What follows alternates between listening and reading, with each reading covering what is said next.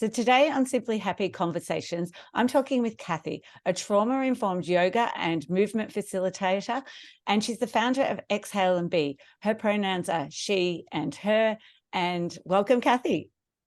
Thank you. Thanks so much for having me. I'm excited, Narelle. I feel like a bit of a movie star. Really? I'm not. I just sort of feel like it. It's so lovely to have you and have you come on and share your wealth of knowledge. How about we start and you can tell us about things you'd like to do when you may be not working? Which Oh, okay. So, I spend a lot of time working, and I do find my job really important, and it's something that I spend a lot of time doing outside of work. I love my dog. I'm one of those crazy dog ladies. And also, it's funny when I was sort of thinking about these questions before, about what brings you joy and what do you enjoy doing. This is kind of like a segue, I suppose, into trauma and people that experience trauma. We don't really find a lot of joy in things. And I'm kind of working with my therapist at the moment to try. She's like, Kath, okay, great. You're talking about trauma and you're doing these courses and you're doing a new portal. What are you doing for you? I'm like, oh, yeah, good point. So, you know what I've started doing, Narelle? no, what Zumba dancing.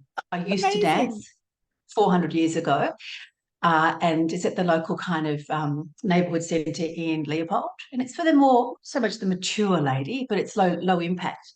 And I can't help but laugh my head off at this. Not at the instructor. She's just this Cuban Oh, barrel of joy. And I don't know what I'm doing, and I'm falling over and I'm trying to do these ones. And that brings me joy. So I'm going to keep going to those classes. and I'm going to have to ask you off air, but I bet I know who it is. And it's the same person that I used to go to years ago.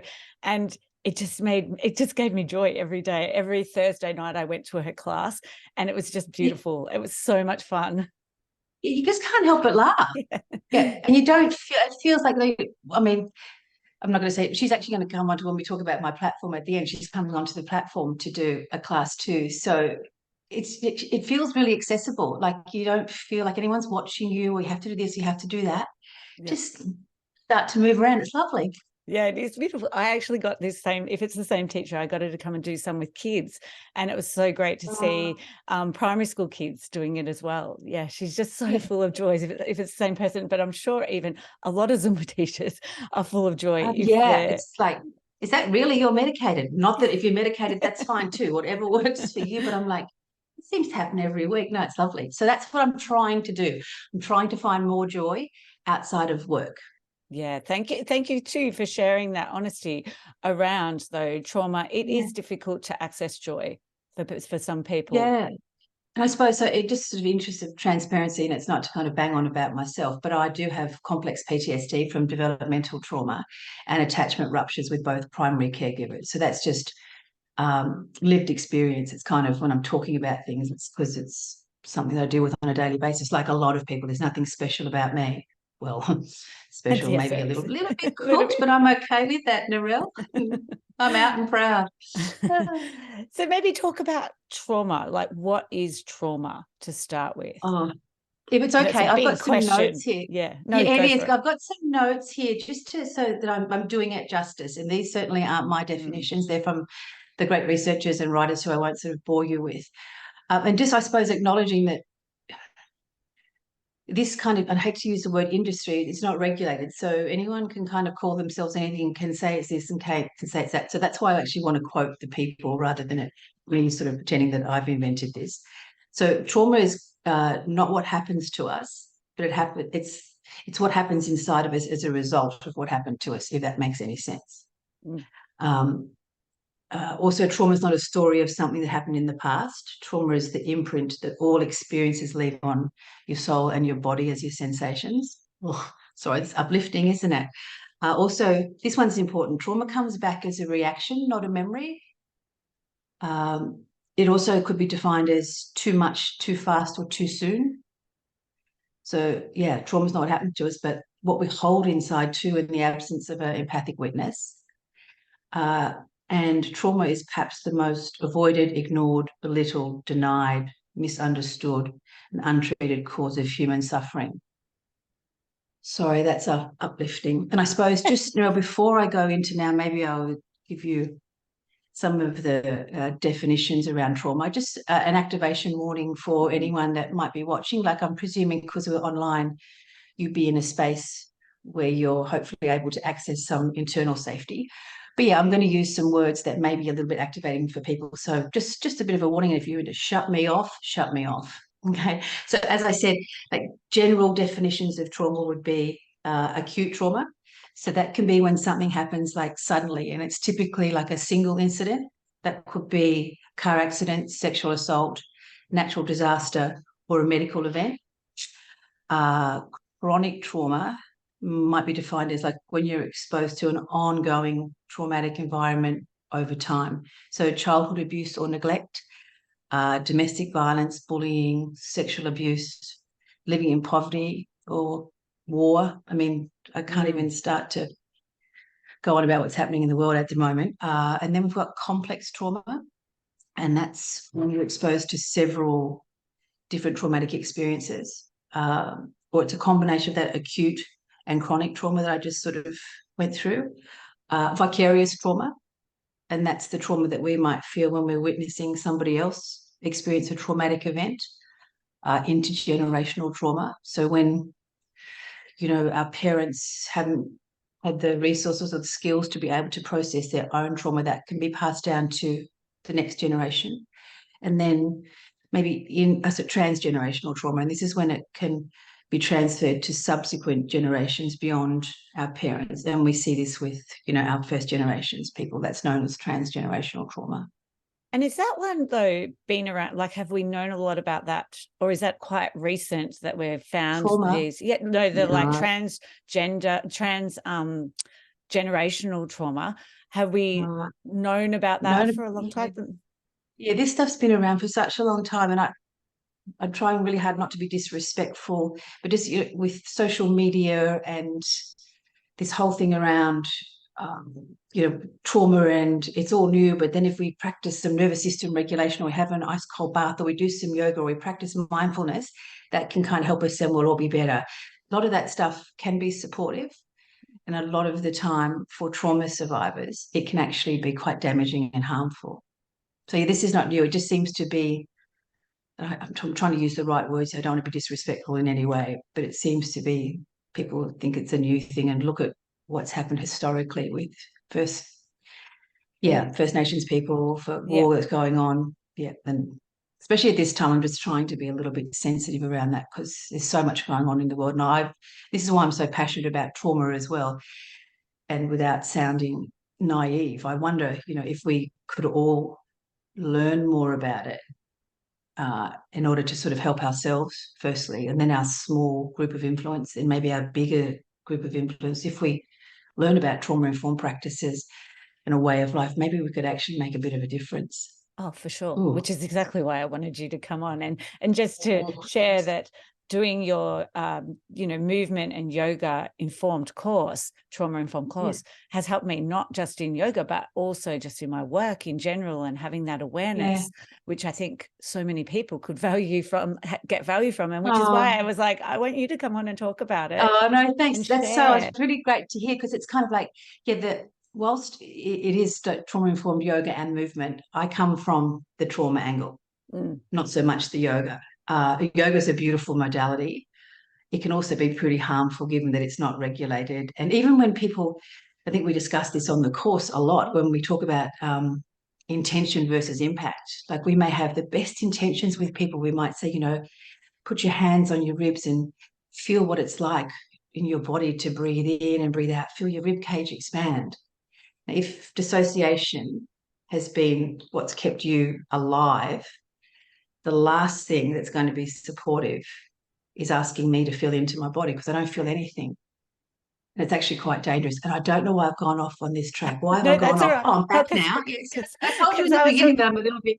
That's all right. Because the course is. I mentioned the course, but that's what I was going to say. Yeah. That is perfect. Then segue into then what is trauma, yoga, and movement? And because you just reminded me of one thing that I've tried to change, and even if you go back now and look at my social media, is because we talked about target area, and that is something that you're like told during yoga teacher training. You know, the target area of the actual, you know, the pose that you're learning, the shape that you're doing. And then Yeah. I go back and see it. It's written, like I have it written in copy. And it's like, Yeah. okay, trying to change that, subconsciously, because now it's, I'm used to saying that. But that was one Yeah. thing that I took away from your course. Oh, that's wonderful. Yeah, and it's just to like target. Yeah, of course, like in an assault sense or a trauma sense, you would never use the word target. But I don't think the intention is when we get taught that is people you kind of don't know what you don't know, Yeah, and definitely. that whole thing around say yin yoga, for example, which when I first did a class, I'm like, oh, I hate this, and it's like I better go and learn about it, and then I better trauma inform it because there's something in this. I understand because I've been a PT since 2007. I understand how important, the sort of stretching and working the fascia and joints, that kind of stuff, and how beautiful stillness may be. Stillness may also be extremely activating. So this is where the trauma-informed stuff comes in. It's not just about using the language. I'll often hear people say, oh, that trauma-informed yoga, that means using invitational language. And then we'll go into a class and say, I invite you to have your eyes closed or maybe a soft gaze. That's not invitational. Invitational is I invite you to have your eyes open or closed, or perhaps a soft gaze feels more useful for your body today. You can't invite someone and then not let them have their eyes open.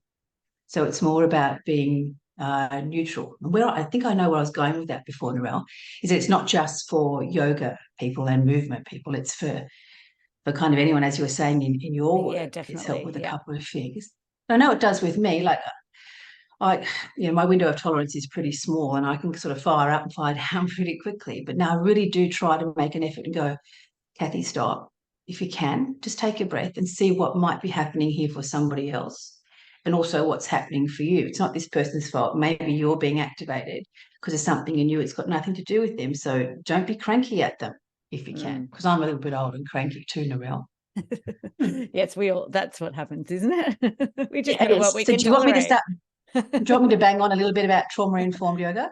I would, yeah. So and movement, because I, don't want Yeah. it to just be pigeonholed to No. yoga. I think it's like, I love the idea of movement Yeah. is a nice And it's way. whatever works for you. If you want to Yeah. run, if you want to swim, Yes. if you Yeah. want to do yoga, you want to play netball, you want to go to Zumba, these things, like we know physiologically how helpful movement is. I think where it gets a little bit tricky is when we start to say the only way to do that is use mindset, just make a choice, like get out of bed and get going. That can be really supportive. That can also just fill me with so much guilt and shame in the sense there's times where our prefrontal cortex is offline in the brain and you can't make a choice. If people, I'm pretty sure, with depression or different types of anxiety disorders or whatever you want to call them, if they could make a choice every time to get out of bed and move, they probably would. But it's sort of, the brain 101. We've got the mind that's kind of, it refers to our ability to think and feel and engage in physical activity. And our brain is actually the physical organ in our head that supports these functions. So if our brain has some malfunctions, which you'll find in PTSD and a lot of other so-called, I don't like the word disorders, then that means it's going to actually impact our mind and our ability to make choices. So anyway, yes, not just yoga. So I'm just going to read my little notes here so I don't forget, because you see how I get off the track. So it means to be trauma informed means that you honour that everybody not only has the ability, but the right to agency, autonomy, sovereignty, and self-determination. That's kind of like across everything that we do. So when we bring it into the movement space, be it PT, be it yoga, be it kind of anything, trauma-informed movement acknowledges the neurological impacts of trauma, so physical, psychological, emotional, and complex, and the high instances of survivors experiencing a disconnection from their physical bodies. It's so common. So this approach is people-centered and it's explorative. So the focus on is what's felt, noticing the sensations, and learning to make choices that begin to rebuild trust between the body and the mind. So over time is the key here. So that doesn't just happen. So when we're looking at a trauma-informed approach, we do what's called titration. So basically that just means drip feeding. And one of the ways we could do that is through pendulation, which you may have noticed when we were doing our course. So I might have said something like, the invitation to perhaps check in with your body here and see if you're noticing any sensations, knowing that if you're not, that's perfectly fine. So I'm not being coercive and telling you how you should feel, like this should feel juicy or this should feel relaxing or this should feel, I'm not going to coerce you into telling you how you should feel. And it's the same with, say, PT. Like I've been a PT forever, but I didn't actually know I was trauma informed until I learned what trauma informed actually means. I don't say, this is what you should be eating, this is how many sets you should be doing and how many reps you should be doing, and drop and give me 20, yeah, and all that sort of stuff, and bypass how people are feeling. It's like, okay, what are you maybe looking for? Give you some options. You can do them or not do them. If not, there's another exercise that maybe we can get the same result out of. Or maybe today you just want to rest, or maybe you want to have a chat. So, and it's done over time, and that kind of, so over time, trauma-informed movement can help survivors like regulate their nervous systems, again, over time, reduce and perhaps better manage anxiety, improve body awareness and tolerance, you know, for the physical sensations, and increase psychological flexibility. Yeah, just the key is over time. And we do it ever so slowly. Does that make sense? Oh, and I love it's all about the options, isn't it? And the actual wording, how you present that. Like you said, it's not cohesion, like it's those That word.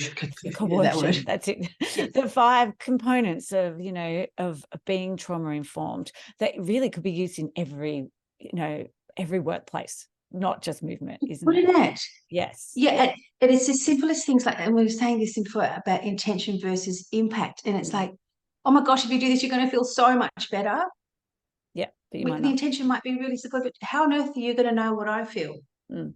And I often hear yin teachers, not often, some in particular, will say that, you know, you have to stay in that shape with your eyes closed for the full nervous system cycle to release your trauma. Firstly, how on earth, as a yoga teacher, would I know what your nervous system cycle is? If I'm not trauma trained and trauma responsive and you have a trauma release, I can do so much damage there. Mm. So it's also about understanding our scope of practice and having a referral network out. But as you say, yes, sorry, back to the, like, these 5 components, they're more of trauma sensitive yoga as opposed to trauma informed. It's a very specific TCTSY model, which I'm trained in. But you're right. It's like, invite people to do things. Maybe not. Don't tell them how they're going to feel. If we're trying to help people start to feel safer in their own bodies and access internal safety, you can't be sort of saying this is how you should feel or do this and it's going to be a heart opener or a hip opener or a release, or you're going to feel that stretch here. You may feel nothing, or you may feel it's somewhere completely different. And giving, and also in yin yoga, giving people the option to people, you know, I have discussions with yin teachers. Say, Kathy, you can't be telling them that they can come out of this shape and move to another one if they like, or bring in some movement. Like, yes, they can, because then it's self-determination. They're making a choice. And I've even had like a lot of yoga teachers that do my classes. And I don't want to sound like one of those, oh, I know everything, Narelle, because I so don't. But say after, oh, wow, that's probably one of the best practices I've ever been to, because I'm just doing what I want to do. I don't feel that I have to make this shape or go there. I'm like, preach, sister, brother, they, them, or whatever. Yeah.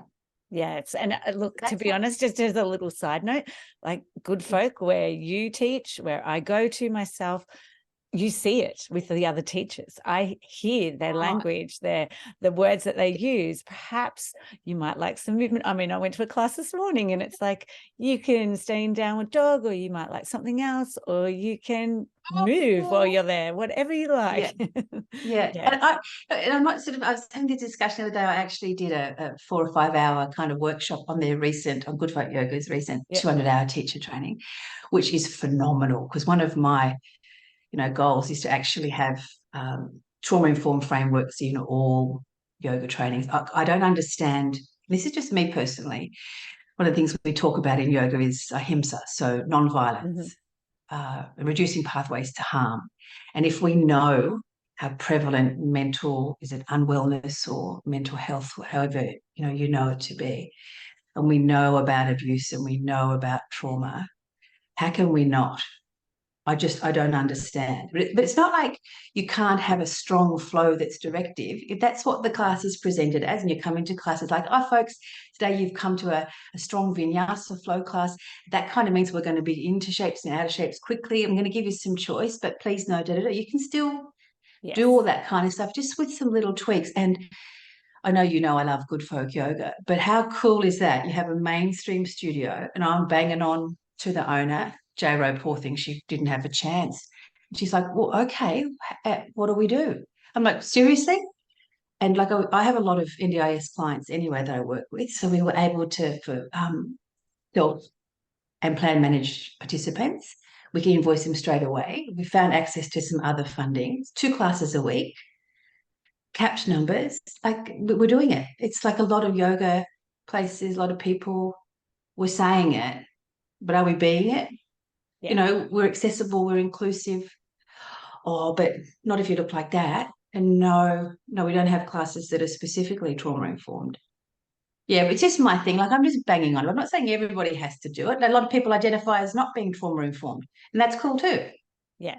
But Whatever it's just works for bringing you. this awareness out there for people to understand that maybe Yeah. in all workplaces, not just in our yoga and movement. Yes.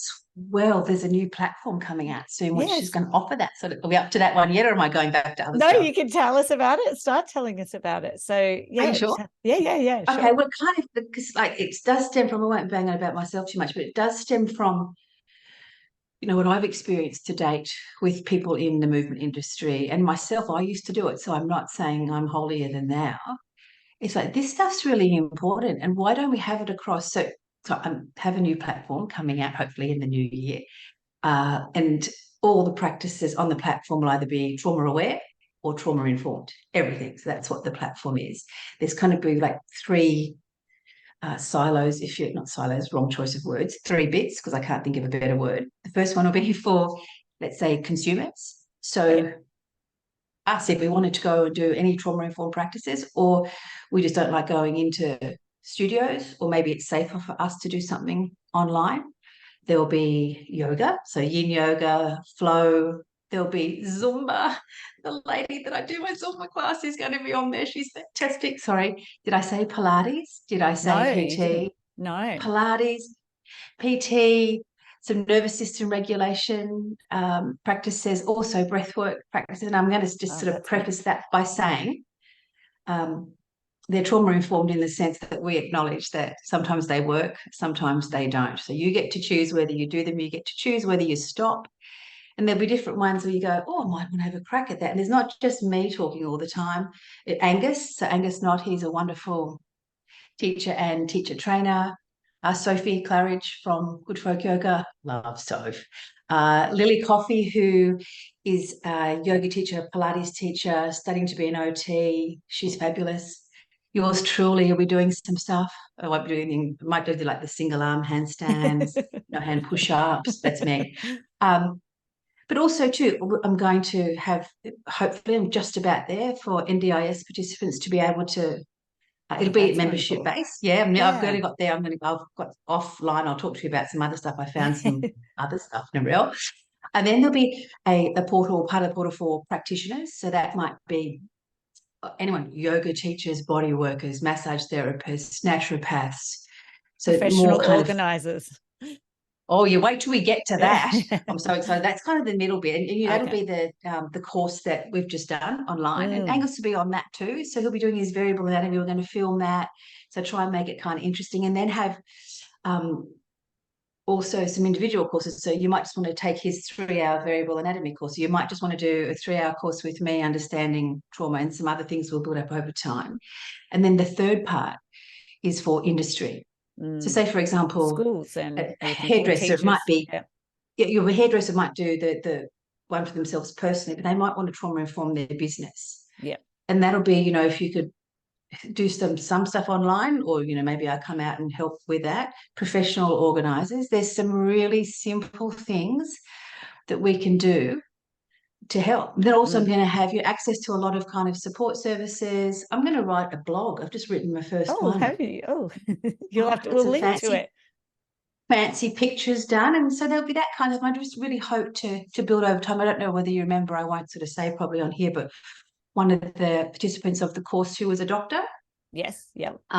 Yep. So She's we're meeting next week to talk around how do we do that for like the medical industry. I don't like these people do an absolutely wonderful job, but a lot of them aren't particularly trauma informed, as we heard on my course. So Yeah. how do we make this better for doctors? I'm like, well, yeah, let's work together then. So I really want it to be collaborative and organic.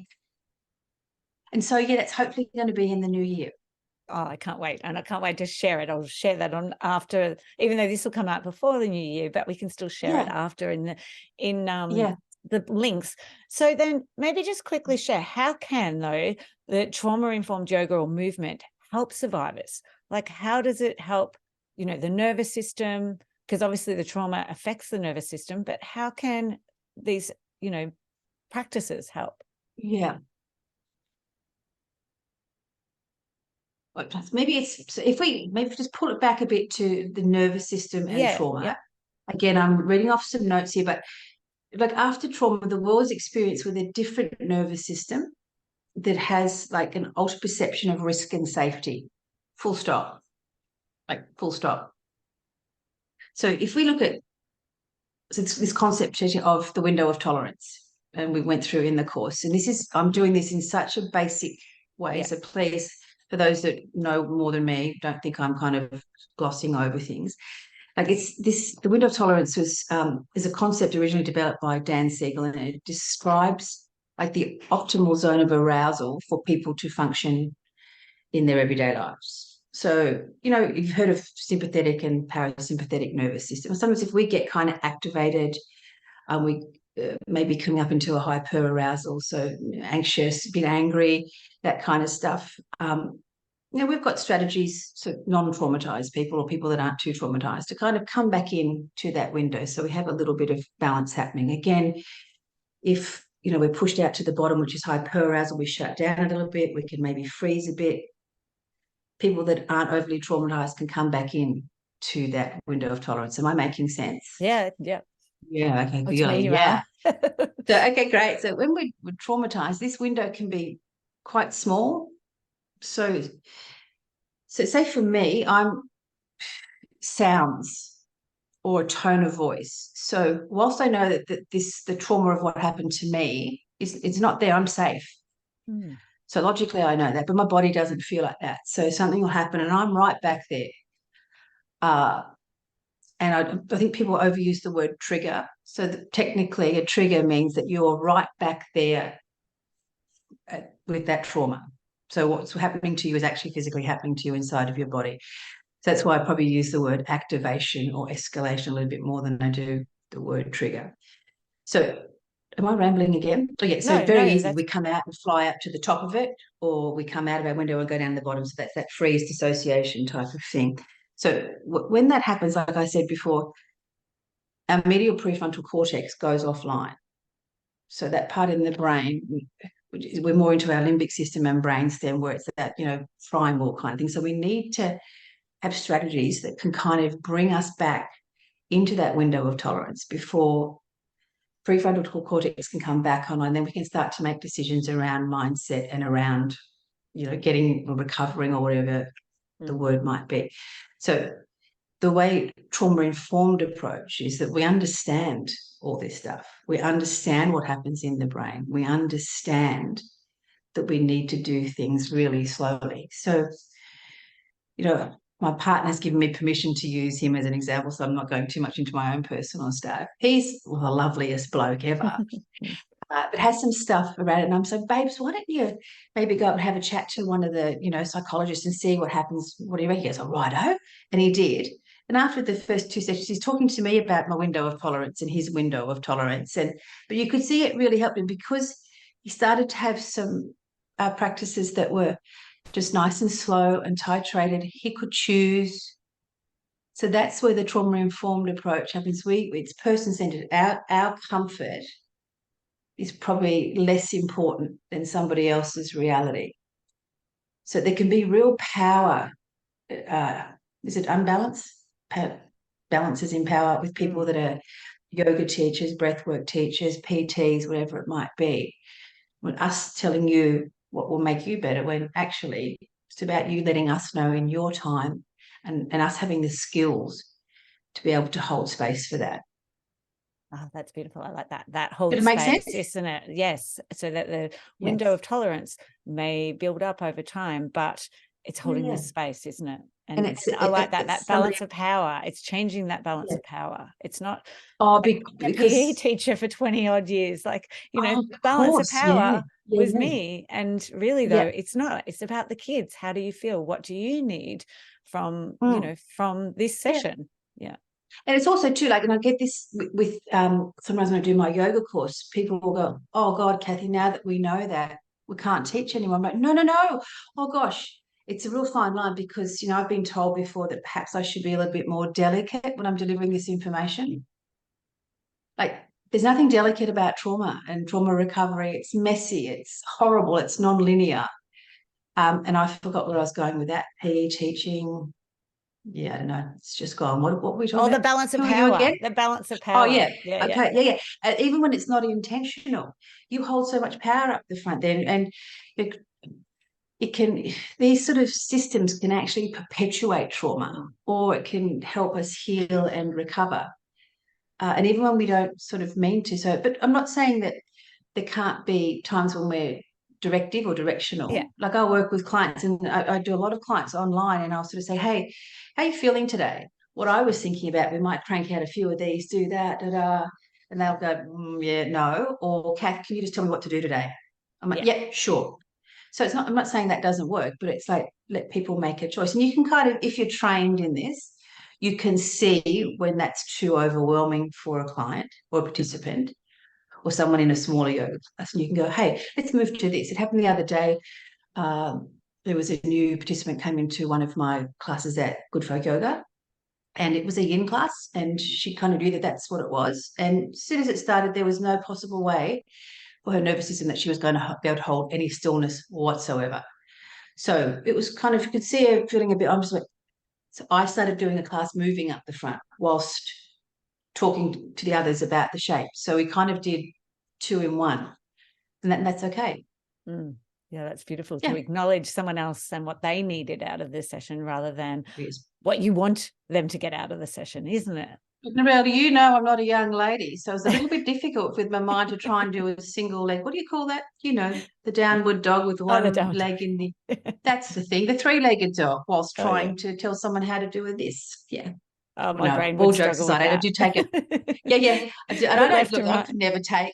I don't know how mainstream yoga teachers can do it. You know those how they're fabulous. They have 20 people in a class, and they can do a flow, and they can breathe, and they can do all that at the same time. I have no clue. Yeah. So yeah, Oh, but all jokes aside, I'm so passionate about it. It's like you say, if we all did it just a little bit, imagine. Yeah. imagine the impact on our world. Yeah. So, Kathy, how can people connect with you? Well, Narelle, you're so cute. At the moment, I've actually shut my website off for Exhale to Okay. Be, only because it's kind of, I'm just bouncing around there, because I'm a lot of this information that's on there. Like, I used to have a little studio, which I don't have anymore. I'm not actually taking on any PT clients. I'm transitioning into this new platform. But if you have a look at, I've still got my, what do you call it? Instagram. Yeah. So exhale Underscore. underscore and underscore B. And you can contact me through that, and you'll find my sort of all my details there. And as I said, I'm transitioning over onto this new platform. So And probably the the new best way is by. platform will have its own website and a new name and new branding and everything. Oh, would you stop it? It's very. I have an investor, so I'm very, very grateful. It's quite fancy. And all jokes aside, we've done all the market research, so it's okay for me to bang on about stuff. But a lot of market research around Yeah. this. Yeah, we'll have a new name, but I'm going to probably keep that to myself at the minute. Yeah. So yeah, we're in the design and development stage of that. The website's being coded as we speak. Had all the pictures done at the Birch Room here in Leopold with the different facilitators. It's really exciting, and so we're at the filming stage now. Yes, so go on to Instagram because you can see your stories and you share little snippets of what's Yes. going on behind the scenes, which I think is really Yeah. exciting for people to see the development of what it is in the Oh, end. I thanks. really love that sort of thing anyway. I'm a behind the scenes person. Oh, thanks. Because the branding people said, Kathy, when you do this podcast, do not be telling your friend Narelle about the names and what we're doing. It can you hold a little bit back? I'm like, yeah, okay. But it's pretty fancy. Well, I think it is. Yeah, it's So exciting. maybe, I'm not sure, I'll have to look at the dates, but maybe this Yeah. might go out when you're about to announce that, and then we can put it there. If not, I'll then have to do an update of how Yes, what it please. ends up being, so we can Yes, please. launch it and Yes, that share would it be as well. exciting. I would love that. Oh, Kathy, thank you so much for coming on and sharing a topic that is hard to talk about for people and listen to, but it's people like you Yeah. that we need in the world sharing Oh, more about it. don't you get me crying, Narelle, because I'm Kathy, I'm a crier. No, thank you. I really appreciate it too, because it's like, I look at what you do and it's such important work. And the fact that, you came onto this course and we all got to learn beside each other or alongside each other. Mm. Imagine if we just get some stuff out there in the world. So thank you so much for having me. I really, really appreciate it. It was fun. I Oh, thought I was going good. to be like, oh, but it wasn't too bad. Oh, good. Thank you so much, Kathy.